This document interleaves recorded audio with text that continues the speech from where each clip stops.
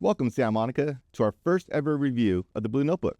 My name is Sergeant Rick Verbeck, and I'm here to guide you through the summary of our week from July 6th to July 12th of 2025.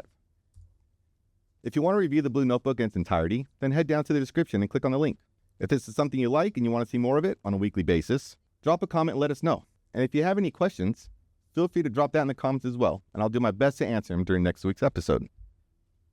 So let's get into it. From July 6th to July 12th, PD responded to 2,339 calls for service, putting us just under the 64,000 calls for service year to date.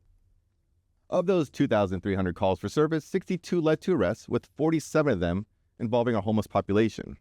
That was about 70% of our arrests. Our motor officers were busy too. They conducted 66 traffic stops and issued 63 citations and gave 3 advisals. Our patrol officers, during their day-to-day work and responding to calls, conducted 47 traffic stops and issued 17 citations, giving 29 advisals. There has been and will continue to be a focus on those non-street legal e-bikes. Unfortunately, there was an armed carjacking in Lot 1 North. A woman was in her car with her toddler when she was approached by 3 males brandishing a knife. They demanded she exit her vehicle, which she did. She grabbed her child and exited the vehicle, and they took her car and fled southbound PCH. That investigation is still ongoing. We had a subject enter the subway on Ocean Avenue and took a backpack from another individual. Officers found the suspect in the park with the backpack and arrested him.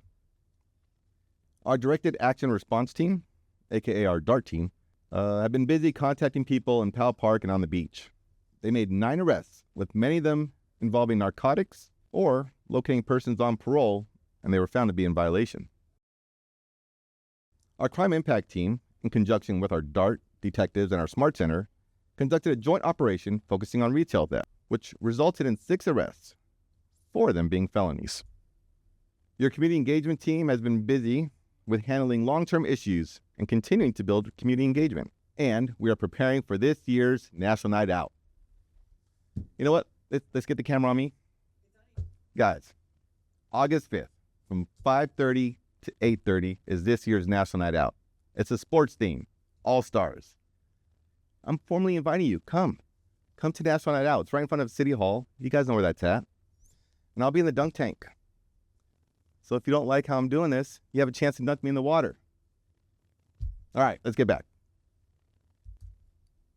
Our Homeless Liaison Program, our help team, continues to be hard at work. They responded to 136 radio calls and conducted over 100 self-initiated contacts, making several arrests and issuing 8 citations. But aside from the enforcement aspect, they were also able to successfully provide long-term assistance to several unhoused individuals in an effort to get them back on their feet.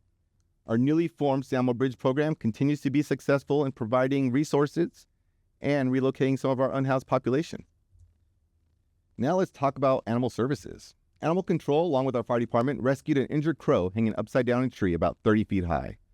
They were able to untangle the crow and transport to the shelter for rehab.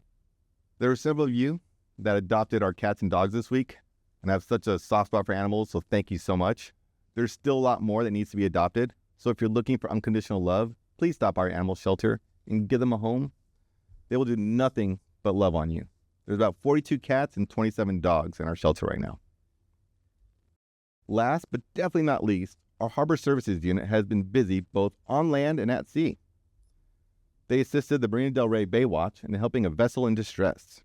A 24-foot boat with multiple people on board was drifting and heading towards the Venice Pier. Fortunately, they were able to attach a line and tow the vessel to safety. They also responded to 10 medical calls, helped reunite 2 lost individuals with their loved ones, and respond to 16 calls for service. And that, my friends, concludes this week's review of the Blue Notebook. This is a little sneak peek into what we do on a weekly basis. We hope you like this. And again, if you want to read it in its entirety, go down the description and click on the link below.